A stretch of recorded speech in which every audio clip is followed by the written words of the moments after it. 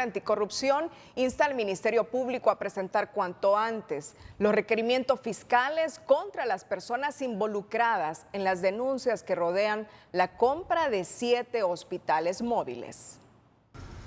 La asistencia jurídica internacional es un mecanismo entre estados que ha permitido al Ministerio Público solicitar colaboración a 4 países para avanzar en la investigación penal y seguir las huellas de 48 millones de dólares que el Estado destinó para la compra de 7 hospitales móviles para atajar la pandemia del COVID-19. El Ministerio Público y el Estado de Honduras están amparados por la Convención Interamericana contra la Corrupción, que fue ratificada por Honduras en mayo de 1998 y que establece que los estados parte de ella pueden y tienen la facultad de solicitar la más amplia y recíproca cooperación y asistencia internacional en materia de investigación, judicialización y sanción de actos de corrupción. Se cuestiona que el Ministerio Público presentara 2 requerimientos fiscales contra Marco Bográn, exdirector de Inves, pero ninguno por la supuesta compra fraudulenta de hospitales, aún siendo el principal investigado. El jefe de investigaciones del CNA opina que debe presentarse la acción penal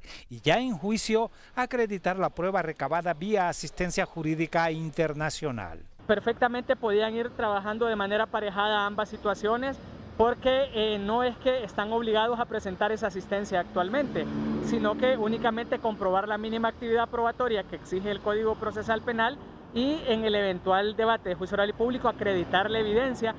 El Ministerio Público no correrá riesgos y reitera que al contar con elementos probatorios que sustenten un requerimiento fiscal científicamente bien elaborado y cuando reciba la información solicitada vía asistencia jurídica internacional a 4 países, presentará la acción penal para deducir la responsabilidad a las personas imputadas. La importancia de este mecanismo es que permite constatar hechos fuera del territorio nacional cuando ello es necesario para una investigación o para ser presentados de manera objetiva y confiable en un proceso penal, y que así el juez los pueda valorar en su resolución judicial. El Ministerio Público investiga el desplazamiento de 48 millones de dólares que el Estado puso en manos del exdirector de Invest, Marco Bográn, para la compra urgente de hospitales. No obstante, el desplazamiento del dinero fue sospechoso y se presume la comisión de delitos contra la economía del Estado.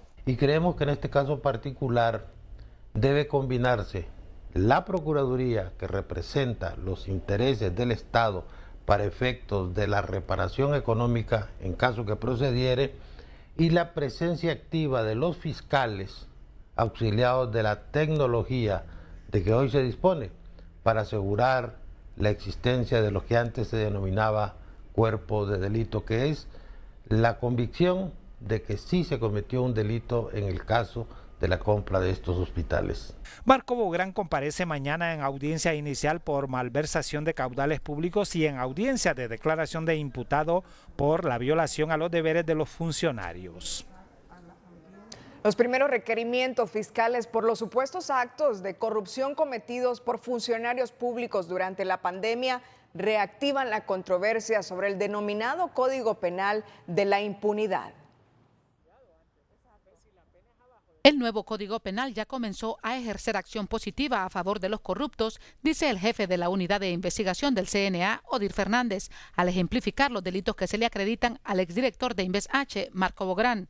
Explica que en el primer requerimiento fiscal presentado contra Bográn por el delito de malversación de caudales públicos, el nuevo Código Penal establece una pena de 4 a 6 años de prisión y se aplica únicamente cuando lo malversado excede los 100.000 lempiras, a lo que se llama delito básico. Pero hay que contemplar lo que establece el 479, que la pena perfectamente se puede rebajar en 2/3 si la persona devuelve o repara el daño. O sea que el exdirector puede devolver los 101.000 lempiras, la pena se le va a bajar y finalmente va a quedar en una pena de 4 a 6 años, considerándose este tipo como conciliable. Cuestiona que en el segundo requerimiento fiscal presentado contra el exfuncionario por el delito de violación de los deberes de los funcionarios también se podría alcanzar una conciliación, ya que el nuevo Código Penal solo contempla la inhabilitación del cargo, mientras que el código anterior castigaba dicho delito con una pena de 3 a 6 años de prisión. Ese tipo penal también perfectamente es conciliable y al final de cuentas no contempla una pena privativa de libertad, sino que una inhabilitación, y perfectamente puede obtener los beneficios procesales, pero ya las penas contempladas en el nuevo Código Penal va a ser un elemento beneficiador para los involucrados en este caso. Este profesional del derecho se hace eco de las voces que rechazan la nueva herramienta jurídica, al indicar que en el mismo se registran rebajas sustanciales en las penas que tienen que ver con los actos de corrupción. Es decir, que una pena de ese tipo puede ser perfectamente negociada por parte del imputado con el Estado y obtener algún tipo de beneficio. Tal es el caso, por ejemplo, de poder conmutar la pena o, por ejemplo, poder cumplirla por lo mínimo que significa, ¿verdad?, la relevancia en cuanto a la sanción obtenida,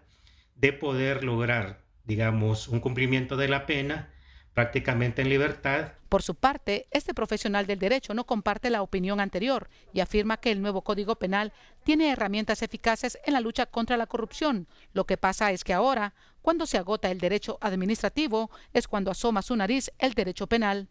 El nuevo Código Penal tiene herramientas muy útiles, tiene herramientas muy eficaces en la lucha contra la corrupción. Ya veremos que en estos casos definitivamente va a haber sanciones penales. Es decir, no podemos pensar que una lesión grave a un bien jurídico protegido no merezca una sanción. Lo que sucede es que el derecho penal es la última consecuencia, es la última ratio. Lo primero es el derecho administrativo sancionador, repito. Cuando se agota el derecho administrativo sancionador, entonces muestra la nariz el derecho penal. Vanegas insiste en que los delitos por los cuales se acusa a Marco Bográn son imputaciones importantes, de trascendencia punitiva y de trascendencia jurídica, es decir, son imputaciones bastante graves con mucho recorrido procesal. Los diferentes sectores son del criterio que el Ministerio Público debe cambiar de estrategia y presentar lo más pronto posible un nuevo requerimiento fiscal con un delito más fuerte contra el exdirector de Inves H, Marco Bográn, porque de lo contrario se arriesga a que el nuevo Código Penal deje en nada estos dos nuevos casos que presentó en su contra. Raquel Lazo, Telenoticias.